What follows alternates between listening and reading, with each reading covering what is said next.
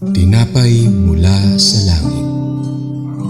A daily morning devotion with CRC Family.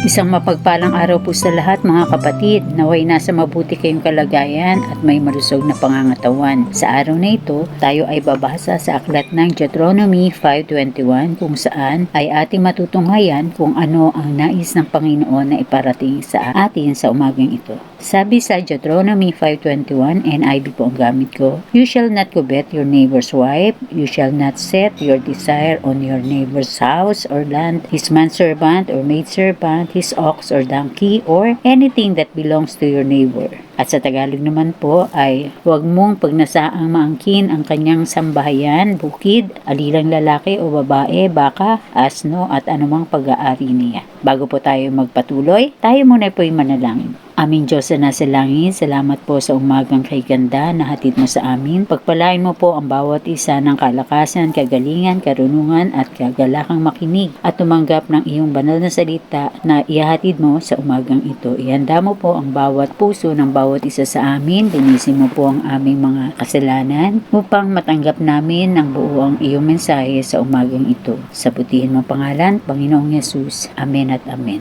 Ang ating pong title na tatalakayin sa umagang ito ay The 10th Commandment, Forbidding Covetousness of All Kinds. Bago po tayo magpatuloy, nais ko pong i-share sa inyo kung ano nga ba ang meaning ng covetousness. Ang sabi dito, it is an eager or excessive desire, especially for wealth or possessions, or wanting to have something too much, especially something that belongs to someone else. At dahil sa desire na yan, nagkakagawa tayo ng kasalanan. Halimbawa, nakakita ka ng mamahaling sasakyan. Sa kagustuhan mo makamit ito, kukuhanin mo ito kahit nasa masamang paraan. Kaya nga di po ba maraming magnanakaw sa mga panahon na ito. Or nais mo naman ang asawa ng iyong kaibigan or ng iyong kapatid. Ito ay gagawin mo kahit na anong mangyari upang makuha mo ang loob ng iyong bayaw. So dito makikita natin na ang lahat ng pagnanasa ay hindi nakakabuti. So wag nating kuhanin ito at wag nating i-absorb sa ating buhay. Kaya makikita po natin na ang pagnanasa ay napakahirap supilin. Subalit kapag tayo ay nasa Panginoon, natututo tayong makontento. Kaya nga sinabi ni Pablo na ang kautosang ito ay naghahayag ng lalim ng pagiging makasalanan ng tao. Tulad ng nasabi sa Romans chapter 7 verse 7 to 13. Hindi ko na po palalawikin,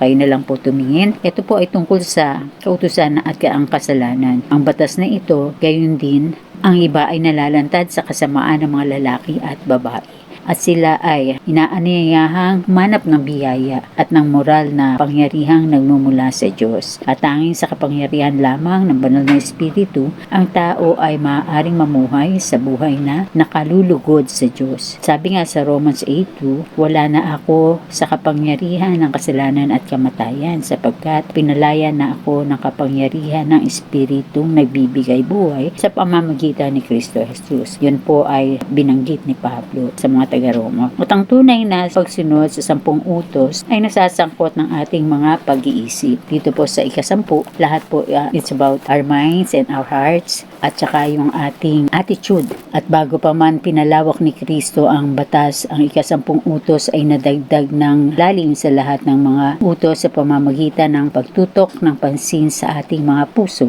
at motibo. Ang pag-iimbot at lahat ng kasalanan ay nagsisimula sa ating puso. Tatapwat ang mga bagay na lumalabas sa ating bibig ay nagmumula sa ating mga puso at ito ay nagpaparumi sa tao sapagkat sa puso lumalabas ang masasamang pag-iisip kagaya ng pagpatay, pangangalunya, pakikiapit, pagnanakaw, mga huwad na saksi, kasinungalingan at kalapastanganan. Ito ay mga bagay na nagpaparumi sa isang tao. Ang ika-10 utos po ay tumatalakay sa kung ano ang mga nangyayari sa ating puso at isipan. Makikita natin na ito ay malinaw na ipinagbabawal ng Panginoon. Ang mga kasalanang hindi nakikita ng sino man ang ating impot na pag-iisip at pagnanasa na umaakay sa atin sa maling pananabik at kung ano ang nararapat na pag-aari ng iba. Ito ang utos na partikular na tinatalakay ng mga makasalanan na puso. Nagpapakita sa atin na bagamat maaari nating iwasan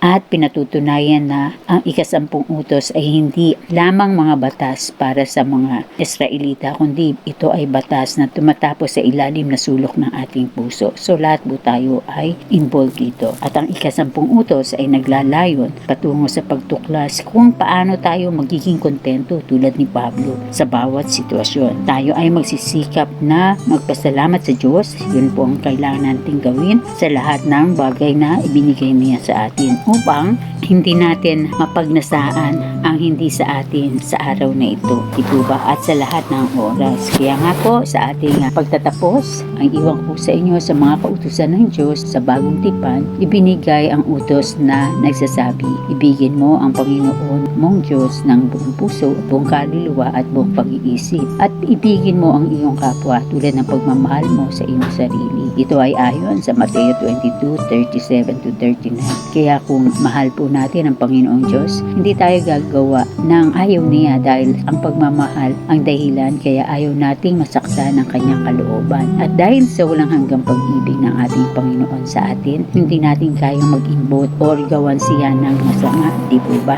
Marami pong salamat. Tayo po ay manalangin. Aming Diyos na napakabuti, muli po salamat po sa paalala at pag-ibig mo sa amin. Naway matutuhan naming makontento sa mga pagpapalang aming natatanggap, paggabay at pag-iingat po ang sumaamin sa iyong butihing pangalan, Panginoong Jesus. Amen at amen. Naway may natutunan po kayo sa mensahe sa umagang ito. Ako nga po pala si Pastora Olive Discaya ng CRC Antipolo DC na nag-aanyaya sa inyo na muling makinig bukas dito sa Tinapay Mula sa Langit tuwing 5:30 ng umaga, at maaari nyo rin po itong i-share sa iba upang maging kalakasan din po sa kanila. Marami pong salamat at God bless po sa ating lahat.